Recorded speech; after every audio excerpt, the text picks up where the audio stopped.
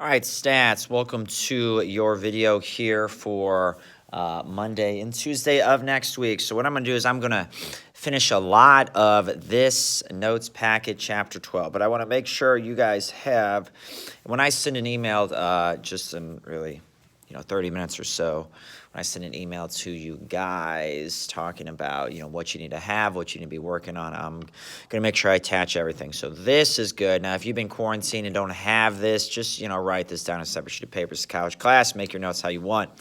For everybody, this is due Tuesday,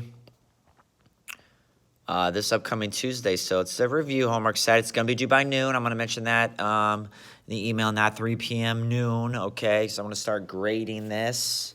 Again, you need to think about here your teachers. They got deadlines. They got stuff too. Okay, waiting hand and foot for your assignment here. So noon. So then I can start grading them and have them in at a good time. Noon on Tuesday. Okay. Need probability statements on numbers 1 through 5. Number 7. Define X on numbers 1 through 7. So just go through this here. Again, this was going to be the in-class assignment, so those of you that took the quiz should know how to do this. Also, there's a quiz review video on Yak Math Videos for sure. I'll put it on Classroom here in a second. So all of you just watch that and do it. So the in-class assignment, Chance It Rains, this next one. I mean, it's literally just like the quiz. It's so like the quiz. So those of you that are going to take the quiz when you come back, boom, there it is. Free throw shooter. GPA, expected value of X, we should dominate that. Look at that, non-word errors. It's like, come on, Mr. Yak, make up new questions. Then me running races again. So literally pretty much like the quiz, which is like the quiz review video. This homework set, everyone should dominate. This homework set is due Tuesday the 24th by noon. All right, give that to me early. Brownie points. Okay, then before we get into the notes, what you need as well. This is chapter 12 notes like the next part. This is just probability review. We're going to get into this pretty early, maybe like, Tuesday the 1st, Tuesday the 2nd. We'll talk about this probability review. Next thing you need is the quiz review, which honestly, if something's going to be cut, it's going to be this quiz. Currently, it's still planned. We'll see how everything goes, notes-wise. Planned for this Tuesday the 7th, all right, for Chapter 12. What is definitely not cut is this massive homework set, which can still be due on Tuesday the 8th. Start practicing it, okay? A lot in here. I will give you some help on it when we're back, okay? I don't know, might make a surprise video Monday or Tuesday while at home. This is something I'm going to take home. I'm going to make some videos for calculus, maybe stats as well. So you never know, All right, then, goodness, Chapter 12, homework set help. I would like to do this more in class just as continual notes here. In fact, those notes would go very well. This will go very well with the following. It's going to be long. I'm probably just going to make this its own video. It's going to go well with this. So, either on the same day or back-to-back, we'll do both of these together. This is basically notes continued, all right? So, it's something I'll take home as well. Then, Stat 1300, exam number 3, fall 2020. This is going to happen. Some form, this is happening. Wednesday the 9th, obviously things change. If you're not here, it's going to be a one-day thing, but let's just keep focused. We're going to be here Wednesday the 9th, Thursday the 10th, today. All starred questions are fair game. Let's start looking at this early. Okay, that brings us then here to Chapter 12 notes. So let's just make a long video here. So we already started. Again, make a notes buddy to get this question. That's a big one, make a notes buddy. We'll talk more about the independence rule. That's maybe one of the hardest ones. Okay, so here we go. That's big. Let's keep going. Make a friend to get those notes there if you've been gone. All right. Make a friend for the Venn diagram. The Venn diagram, again, these are all things that will be in your quiz and test review. For the 3 circles, make a friend for that Venn diagram. And then for everybody, this is the start of the video. That's basically would be your notes for the 23rd and 24th, plus maybe, video that I make next week. So an instant lottery game gives you a probability of 0.02, a 2% chance of winning on any one play. Plays are independent of each other. You play 3 times. What's the probability you win on none? Well, the probability of no wins is your probability of not winning, which is 0.98. Again, write a probability statement there. Probability no wins. 0.98 raised to the 3rd power. What's the probability that you win on 1 or more? So probability x is greater than or equal to 1 is 1 minus the probability you don't win, which is that. All right, so test A has 0.9 chance of being positive if steroids were used. That's the correct positive. 0.8 of being positive if they weren't used. What's the probability that neither test is positive given that they have used? 10% chance of beating it, 20% chance of beating it. Do them together, 2% chance of beating it, which is crazy. 1 out of 50 people will be tested twice and shown that they passed on both. That is crazy to think about. All right. I mean, 1 out of 50, that's an outlier, but that's not impossible. Here we go. So with not a great question here, violent deaths, male and female, for 20 to 24-year-olds. All right. There are a total 2620 females and 11,478 males. That's how many are in the sample, just over 14,000. Choose a violent death in this age group at random. What is the probability that the victim is a male? Probability of male is the total number of males divided by the total in the sample. There it is. The conditional probability that the victim was male given that it was an accidental death. So we figure out how many accidental deaths there were. That is the first row. How many of them were male? This is conditional probability. I do want you to write it like this. So what's the probability that they were male given that they died by an accident? Okay. The conditional probability that the death was accidental given that the victim was male. You might be like, isn't that the same thing? Well, let's see. The denominator is changing here. What's the probability that the person died by an accident given that they are a male? So the denominator is this. That's how many men died of accidents. So the numerator stays the same because it's still the same intersection. If that's A and that's B, the intersection of A and B, that's going to be the same numerator, but my denominator is changing. That's why we don't get the same answer. Let's take a look here. Let A be the event that the victim of a violent death was a woman, and B be the event that it was a suicide. The proportion of suicides among violent deaths. So given that a violent death occurred, given is always written second, and that is A. What's the probability that it was A? Suicide, and that was event B. So that's the probability of B given A.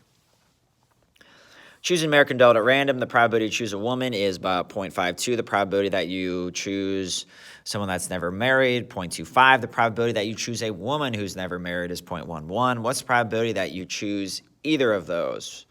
Well, probability of A plus probability of B minus their intersection. 0.66. And we're rolling. Of people who died in the United States in recent years, 86% were whites, 12% were black, 2% were Asian. This ignores a small number of deaths among other races. Diabetes caused 2.8% of deaths among whites, 4.4% among blacks, and 3.5% among Asians. The probability that a randomly chosen death is a white who died of diabetes is what? We want this exact scenario. A white person who died of diabetes. Probability that they're white times probability that a white person dies of diabetes is that. All right. Using this information in the previous exercise, the probability that a randomly chosen death was due to diabetes. So probability died of diabetes. This was like the percent vote one we did the other day. This is for white folks here. The probability that you're white times probability you die of diabetes. For black folks here, probability that you're black times probability you die of diabetes. and are black. And then for Asian folks, right here, probability you're Asian, probability that Asian folks die from diabetes. Add them all up. There we go. Basically 3%. Okay. So there's like a complicated rule written in your notes, but I mean, it's just easy multiplication. Sometimes rules complicate things, and I think we should just talk about it in layman's terms. People with type O negative blood are universal donors. That is, any patient can receive a transfusion of O negative blood. Anybody can get it. Only 79.2% of the American population have that. 10 people appear at a random to give blood. What's the probability at least one of them is a universal donor? So at least one. Again, anytime we have at least one, for the most part, let's let O be the person with O negative blood. Probability that X is greater than or equal to 1 is 1 minus the probability we don't get any. So the probability that someone doesn't have O negative blood is 0.928. Just do 1 minus 0.72, and we get that. So if you get 10 people in there, you got a 50% chance. This brings up, we'll talk about the birthday question here. The birthday question is, how many people do you need in a room so that the probability that two of them share the same birthday is above 50%? That just got me thinking about that. It has nothing to do with blood type, but you need 10 people here to have above 50% chance. You'd be surprised. That's one of the cool, that's a pretty interesting question. The birthday paradox, I believe it's called. Anyway, Google it. Tendon surgery. You have torn a tendon and are facing surgery to repair it. The surgeon explains the risk to you. Infection occurs in 3%. We don't want that. The repair fails in 14%. No bueno. And the double whammy of infection and failure occur in 1%. Ugh. What percent of these operations succeed and are free from infection? We're going to call that the probability of good. Well, to find the probability of good, we need the probability of bad. The probability of bad is the 3% infection, 4% fail, minus the 1% that have both. So 16% of these are bad. So the probability of good is 1 minus that 0.16. I like that question a lot. Hint, hint. Let's go 1234 here. Choose a student in grades 9 through 12 at random and ask if he or she is studying a language other than English. Here's the distribution of results. So none means they're only in English. So 41% here are taking a foreign language. What's the probability that they take Spanish given that they are taking a foreign language is what it's asking. There it is. Again, 0.41, that's everybody that's at least taken a foreign language. Okay, here's the distribution of adjusted gross income. $1,000 reported on individual federal income tax returns in 2005. So the probability that's an individual return had less than $25,000 is that. Greater than $500,000 is that. What's the probability that a randomly chosen person has an adjusted gross income? Because again, on your tax return, if you want to avoid taxes, you want to look like you make less money. Okay, so retirement comes out before and just the various things. All right. So that they make $50,000 or more, so you're going to add those three. So the probability that X, which is your income, adjusted gross income, greater than or equal to $50,000. There we go. Given that a return shows an income of at least, so given that, that should not be a P. That should be an X. What's the probability that's at least 1,000? So probability that X is greater than or equal to 100,000, I meant. Probability that X is greater than or equal to 100K, given that it's greater than or equal to 50K. All right, so that becomes our denominator, and the greater than or equal to 100,000 is that. All right, let's talk about probability teaser 1238. Suppose, as is roughly correct, that each child being born is equally likely to be a boy or a girl, and that sexes of successive children are independent. If we let BG mean that the older child is a boy and the younger child is a girl, then you have those combinations, and they're all a quarter. Brianna has 2 children. We know that.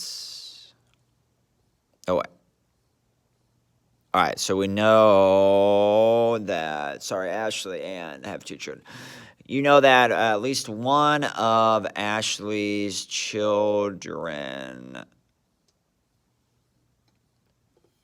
Oh, they each have 2 children. All right. You know that at least one of Ashley's children is a boy. All right. What is the conditional probability that she has 2 boys? So you know this is for the first one here, over here. If you know that she has at least 1 boy, what's the probability that she has 2 boys? Well, what's the probability of B given that you at least have 1 boy and at least 1 boy? Those are 3 of those, events there, so 1/3. Going to Brianna. You know that her older child is a boy, so you know her older child is a boy, so it's got to be one of those. What's the probability she has 2 boys? 1 out of 2. All right. College degrees. It's another one, gentlemen. We don't win here. A striking trend in higher education is that more women are getting degrees at each level of attainment. Okay, so this came in the year I graduated college, so I helped this out there, gentlemen. All right, but I was nullified there. My wife also graduated. So anyway, I tried my best. If you choose a degree recipient at random, what's the probability that you choose a woman?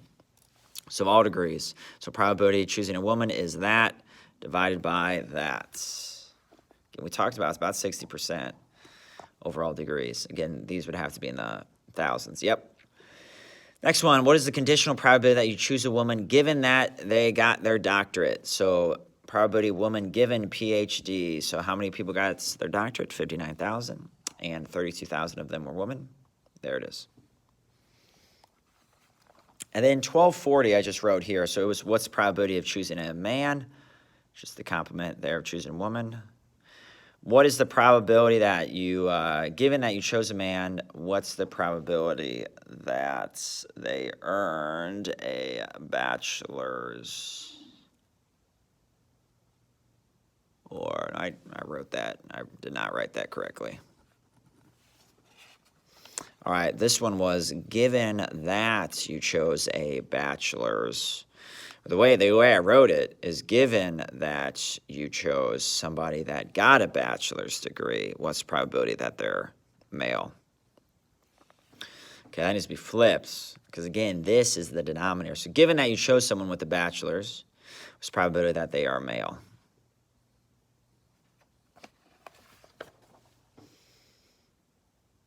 Yep, I just wrote it wrong. All right, let's go down to... talk about Julie here. She's graduating from college. She studied, wow, quite a bit. Should be in crime investigation. All right, these are the places she's applied to. Her personal probabilities, all right, for being offered the job. So she thinks there's no chance of getting all 3, she says.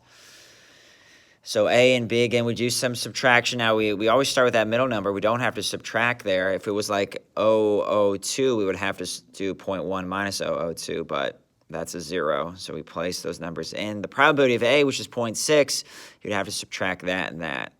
Probability of B, which is 0.4, you'd have to subtract that and that. Probability of C, which is 0.2, you'd have to subtract that and that. Now we got to find the probability she gets none of the jobs. Well, she must be very qualified because that probability is 0. That is the Venn diagram there. And then honestly... I don't really like how that page writes those out. So let's go to this last one. Quality control inspector is checking a sample of light bulbs for defect. The following table summarizes her findings. Write your answer as a reduced fraction or probability. If one of these light bulbs is selected at random, find the probability that the light bulb is good given that it is 100 watts. So given that it's 100 watts, that is the denominator, 130. And the intersection of good and 100 watts is 120. So there's probability.